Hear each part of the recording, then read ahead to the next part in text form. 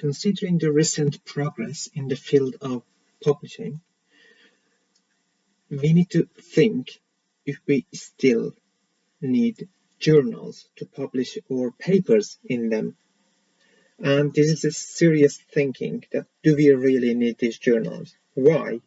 Why it is a good time to talk about this is that right now we have a widespread use of preprint servers. And the preprint servers are basically websites that you could put your papers, any manuscript that you have, in them for free, and they will assign a DOI number to that paper for free, and it will be publicly free for everyone to see, to read, to download, and to cite. So it is easy now to publish anything on these preprint servers, and stand clear that preprint servers are not journals, because some people think that they are journals. Like there is one called Research Square, and it has a policy that when you deposit something, they will not remove it from their website. Some people think that it is a journal. They publish they put their paper up there before submission to the journals, and then some of the journals don't accept their papers because they say that you've already published it. They return to get rid of that paper from preprint server, but their policy doesn't allow them. So it is very important to know that when you put something on preprint server, you mean to keep them there forever, and you are not going to remove them from there. That's why you get a free DOI, and you have this possibility to make it freely published online, even though it is not a journal.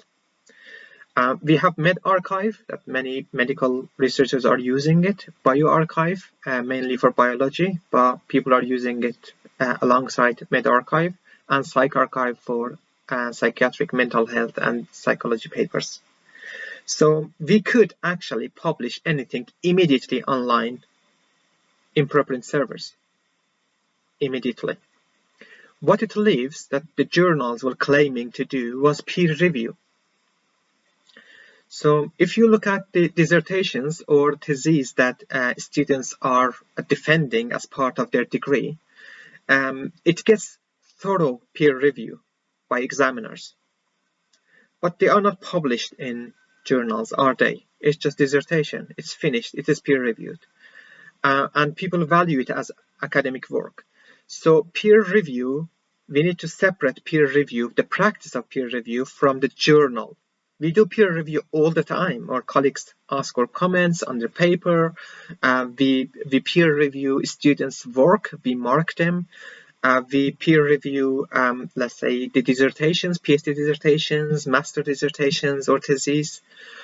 So we do peer review all the time. We don't need journals to do it for us. It's very traditional that after submission of paper to a journal, it goes through peer review process that may take 3-6 months, sometimes 1 year, sometimes even longer, so that you receive some comments, make revisions, and then publish the revised version of the paper. But now that we have this facility to publish anything on preprint servers, if we could get them peer reviewed at the same time, problem solved. So not only we could publish for free, we could get peer reviewed for free as well.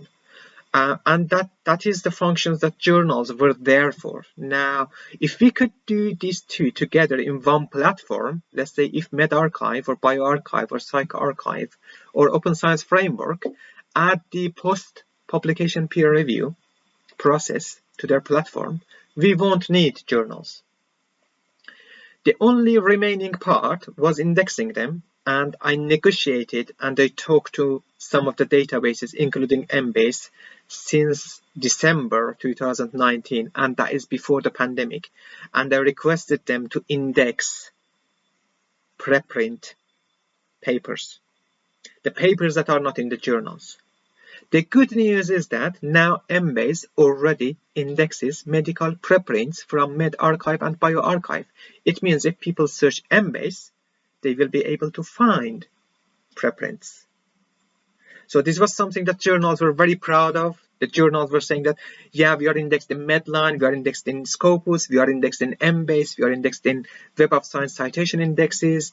And indexing is important because people don't read the journals now. If they want a paper, they go to PubMed or Medline or Embase or Scopus and run a search and find their paper. That's why it is important that these papers that are published anywhere should be indexed. As soon as they are indexed in these databases, the journals are obsolete. We don't need journals. Medline doesn't have the policy to index all the preprints yet. PubMed Central started archiving them, the ones that were relevant to COVID-19. But it is the future, it is coming, and I assume that if medRxiv, bioRxiv, Open Science Framework provide this post-publication peer review feature on their platform, we could easily talk to these databases like Embase, Scopus, Medline to index these preprints as peer-reviewed content, and that's it. We are done with the journals. That easy, and that is the future. And I hope to live long enough to see that future, to see that these commercial publishers that have been getting all the money out of science, putting the papers that could save people's life behind the paywall, not providing free access to these papers for the patients, for the doctors, for the public, just selling the science that is coming from the public funding, is coming from the authors that have done writing for free, peer reviewers who've done peer reviewing for free, editors who've done editing for free. And they are getting all the money out of it. And we should wait and see what's going to happen to these publishers.